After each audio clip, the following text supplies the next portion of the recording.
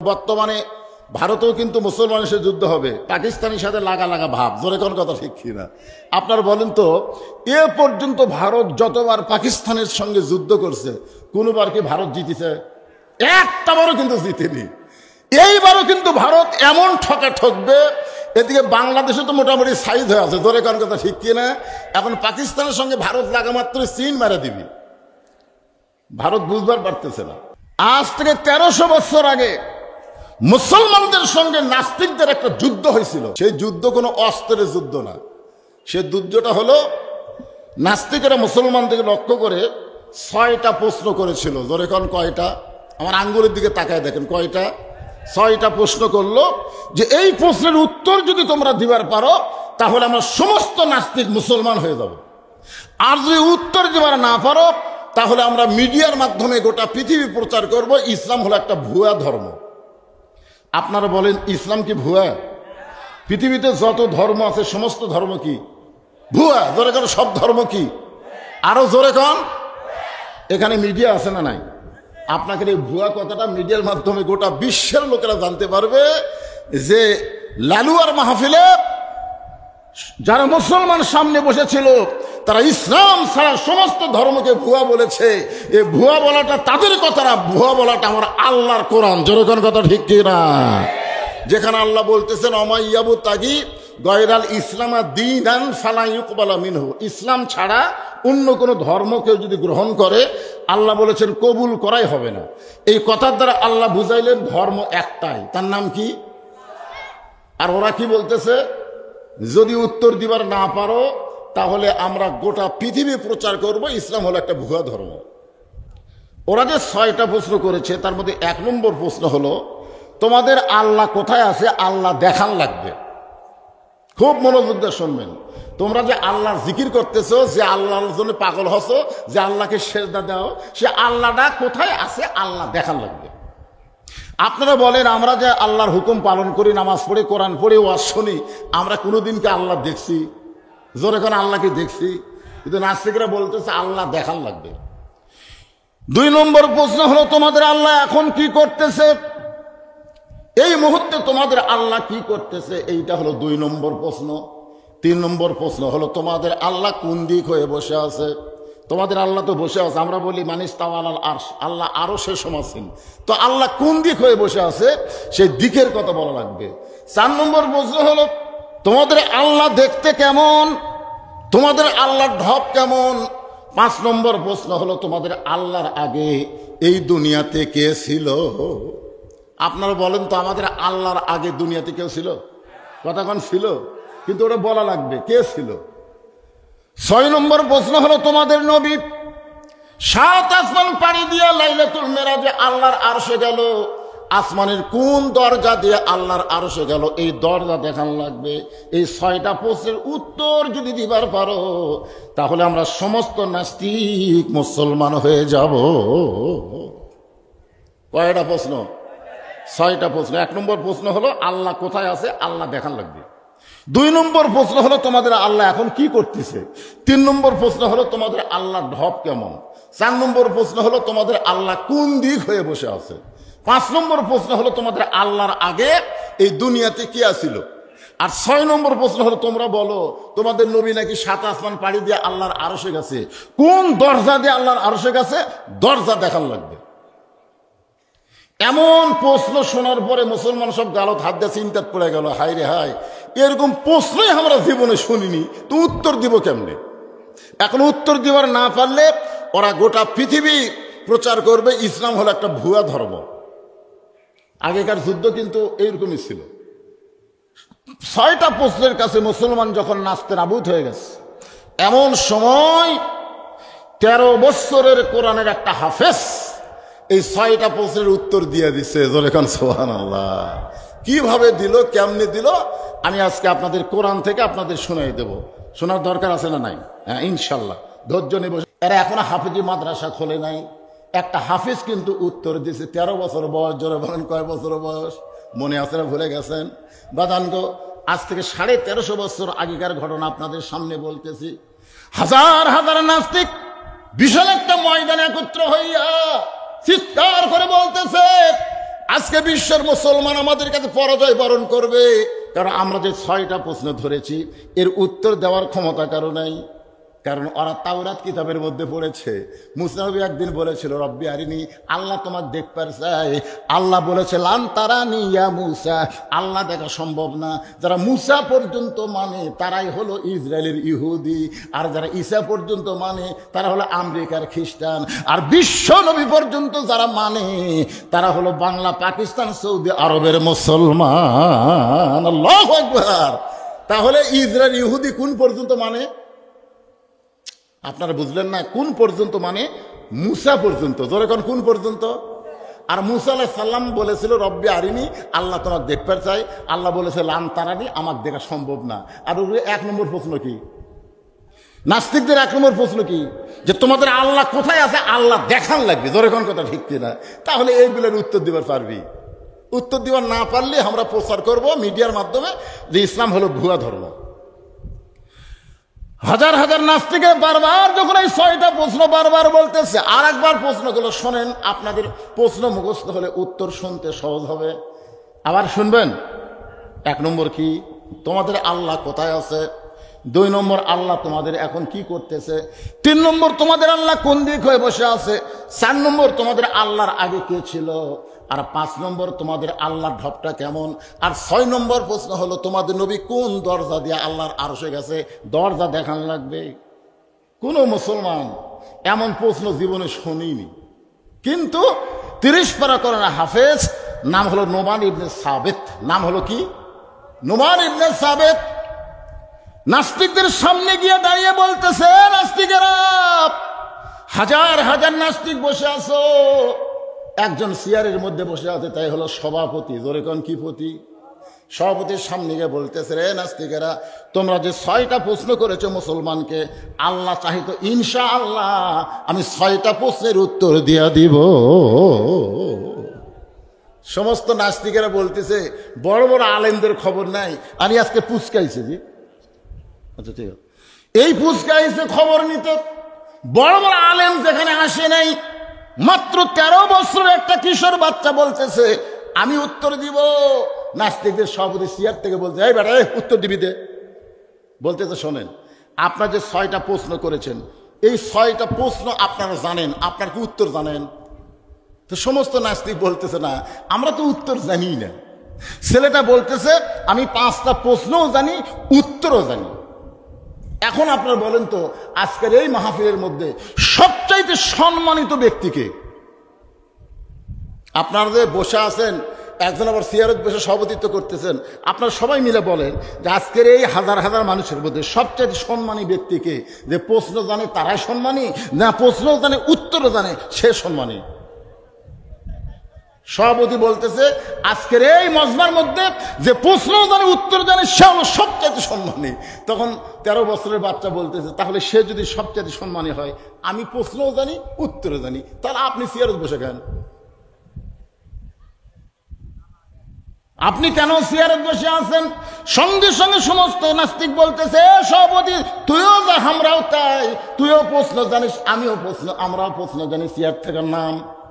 সমস্ত জনগণ যখন চেয়ার থেকে নামবার বলছে, এবার ছোট্ট বাচ্চা চেয়ারের মধ্যে বসে কোরআন থেকে বলতেছেন, তুইজ্জু মান তাশা ওয়া তুযিল্লু মান তাশা বিয়াদিকাল খায়র ইন্নাকা আলা কুল্লি শাইইন কাদির। রে নাস্তিকেরা, তোমরা আল্লাহ ব্যাপারে 5টা প্রশ্ন করেছিলে, তার মধ্যে একটা প্রশ্ন হলো তোমাদের আল্লাহ এখন কি করে? এই মুহূর্তে আমার আল্লাহ চেয়ারের সভাপতিকে ঘাড় ধরে চেয়ার থেকে নামায় দিল, যারা কেউ চিনত না, সেই ছোট্ট বাচ্চাকে সম্মান দিয়া চেয়ারে বসায় দিল। এই মুহূর্তে মুসলমানের আল্লাহ এইটাই করলো। তোমরা প্রশ্ন করো না যে আল্লাহ কি করে? এই মুহূর্তে আল্লাহ এটাই করলো, যারা কেউ চিনত না তাকে চেয়ারত বসায় দিল, আর এতক্ষণ পর্যন্ত যে চেয়ারে গরম করছে তা ঘাড় ধরে চেয়ার থেকে নামা দিল। এই মুহূর্তে মুসলমানের আল্লাহ এটাই করলো। জোরে কান সুবহানাল্লাহ। হাসিনা কিন্তু কোনো সময় ভাবেনি যে 24 সালের 5ই আগস্ট তাক পলান লাগবে, এটা কোনো সময় ভাবছে? যদি ভাবতো তাহলে অহংকার করে 3 দিন আগে কেন বললো আওয়ামী লীগ পলায় না, এ দেশ আমার বাপের, এ দেশ আমার, এই কথা বলার মাত্র 3 দিন পরে কিভাবে পলে গেল দেখছেন? ভাইজান, ক্ষমতার মালিককে, সম্মান দেওয়ার মালিককে। নাস্তিকেরা তো আশ্চর্য হয়ে গেল, আসলেই তাই। এবার বলতেছে, নাস্তিকেরা তোমরা প্রশ্ন করেছো মুসলমানের আল্লাহ কোথায় আছে, আল্লাহ কি দেখতে চাও? সব নাস্তিক বলেছে অবশ্যই দেখতে চাই। বলে সবাইকে দেখান যাবে না, তোমাদের মধ্যে একজন আসো, তাকে আল্লাহ দেখাচ্ছে। নাস্তিকদের সভাপতি বলতেছে তাহলে আমি যাই। এবার সভাপতি সাহেব ছোট্ট বাচ্চার কাছে এসে বলতেছে দাও আল্লাহ দেখাও। যে আল্লাহ দেখবার চাইছে কানসার বারো মারছে, চর মারছে। এই ছেলে আমাকে মারো কেন? পেট বরাবর মারছে ঘুষি। এই ছেলে এতগুলো মানুষের মধ্যে আমার মারতেছে কেন? বলে মারতেছি, মারলে কি হয়? মারলে কি হয়? তাই মারলে লাগে। মারলে লাগে মানে কেমনে লাগে? বলে আমি জীবিত মানুষ, বোঝো না? জীবিত মানুষকে মারলে লাগে। বলে তুমি জীবিত মানুষ কেমনে বুঝলে? নাস্তিকের সভাপতি বলতে কেমনে বুঝলে মানে আমার মধ্যে জীবন আছে, আমার মধ্যে জীবন আছে বলেই তো আমি জীবিত মানুষ। ছোট্ট বাচ্চা বলতে তোমার মধ্যে জীবন আছে, তুমি কোনদিন দেখছো? না দেখিনি তো। তো তুমি না দেখে যদি জীবিত মানুষ বিশ্বাস করতে পারো, মুসলমান না দেখো আল্লাহ আছে বিশ্বাস করে, জোরে করে সুবহানাল্লাহ। জীবিত মানুষ যেরকম দেহের মধ্যে জীবন আছে অনুভব করতে পারে, গোটা বিশ্বের মুসলমান আল্লাহ আছে ঈমান গ্রহণ করার পরে এটা তারা অনুভব করতে পারে। আপনার বলেন তো আল্লাহ আছে না নাই? জোরে এখন আছে না নাই? আপনি কেমনে বুঝবেন? আল্লাহ কোরআনে বলেছেন অসজুদ ওয়াক্তারিব, তোমরা যত সেজদা দিবা, যত নামাজ পড়বা, তত তোমরা আল্লাহর নিকটে পৌঁছে যাবা। রাসূল বলেছেন আনতাবুদুল্লাহ কাআন্নাকা তারাহু ফাইন লাম তাকুন তারাহু ফাইন্নাহু ইয়ারাকা। কোন আল্লাহর বান্দা যখন নামাজের সেজদার মধ্যে যাবে, ওই বান্দা তখন আল্লাহকে দেখতে পাবে। আল্লাহ যদি দেখা সম্ভব না হয়, অন্তত এতটুকু মহব্বত তার বুকের মধ্যে আসবে যে আল্লাহ তাআলা আমাকে দেখতেছে। সুবহানাল্লাহ কন্যা গান। আমরা যদি বিশ্বাস করি আল্লাহ আমাকে দেখতেছে, তাহলে কোনো ভয় আমাদের থাকবে? এ জোরে গান থাকবে? ওই কাফেরদের অস্ত্রের সামনে মুসলমান দাঁড়িয়ে বলবে তোদের সাথে গুলি থাকতে পারে, তোদের সাথে অস্ত্র থাকতে পারে, কিন্তু অহুয়া মাকুম আইনামা কুনতুম, মুসলমান আছে যেখানে আল্লাহ আছে সেখানে। জোরে গান ঠিক কি না? তোমরা প্রশ্ন করেছ মুসলমানের নবী কোন দিক দিয়ে আল্লাহর আরশে গেল দরজা দেখবা। আল্লাহ ব্যাপারে প্রশ্ন করছে কয়টা? 5টা। আল্লাহ ব্যাপারে 5টা। জোরে কোন কয়টা? আর নবী ব্যাপারে কয়টা? তো আল্লাহ ব্যাপারে 2টা কিন্তু হয়ে গেছে। কয়টা হয়ে গেছে? আল্লাহ এখন কি করতেছে? সবচাইতে ছোট মানুষটাকে আল্লাহ সিয়ারত বসায় দিল, সবচাইতে সম্মানী সভাপতিকে আল্লাহ সিয়ার থেকে নামাই দিল। এটা হলো একটা প্রশ্নের উত্তর। আর একটা হলো মুসলমানের আল্লাহ কোথায় আছে, সর থাপ্পড় দিয়ে বুঝাই দিল। এবার বলতেছে নবী কোন দিক দিয়ে আল্লাহর আরশে গেল, তোমরা দরজা দেখবে। তখন নাস্তিকেরা বলতেছে অবশ্যই আল্লাহর সে দরজা দেখবো। দরজা দেখবার চাও তাহলে আমার কাছে আসো।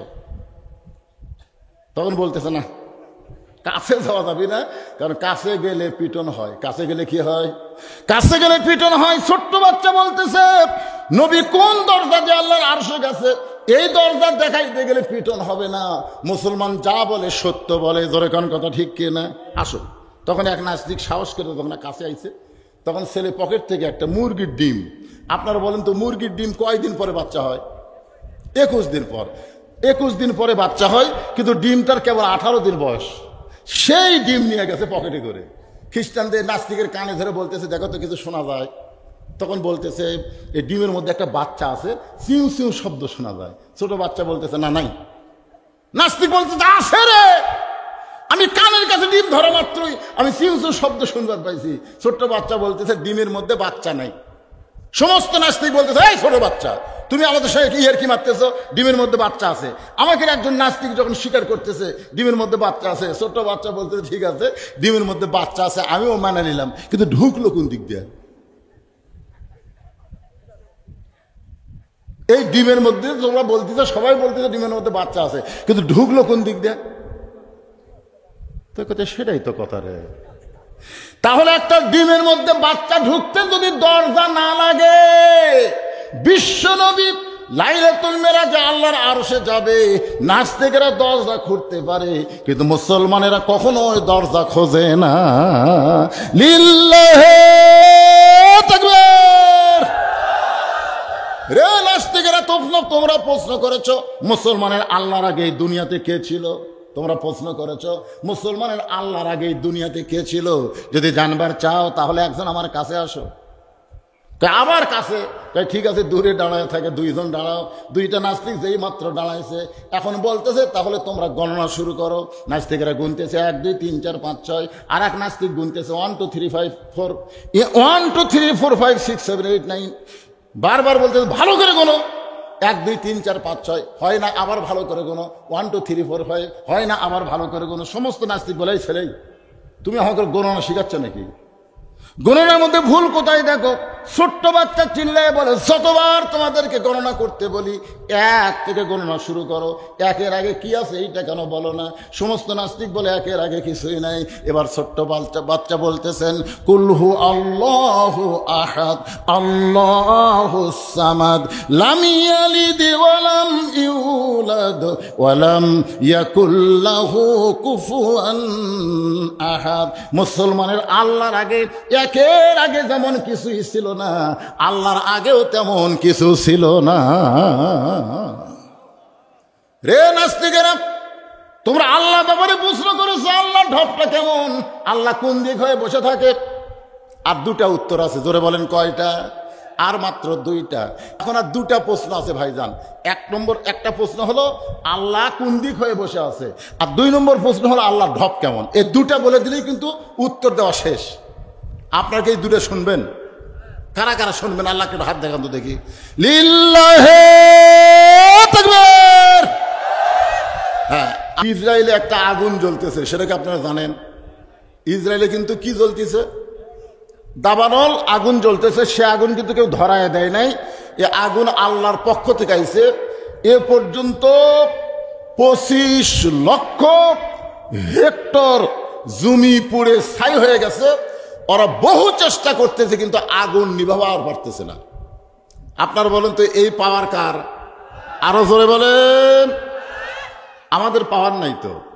এখন দেখতেছে মুসলমান খালি মরেই যাবে, এই জন্য আল্লাহ তাআলা দাবানল জ্বালায় দিছে। এর কিছুদিন আগে আমেরিকাও কিন্তু এরকম আগুন জ্বলা শুরু হয়েছিল, আপনারা জানেন।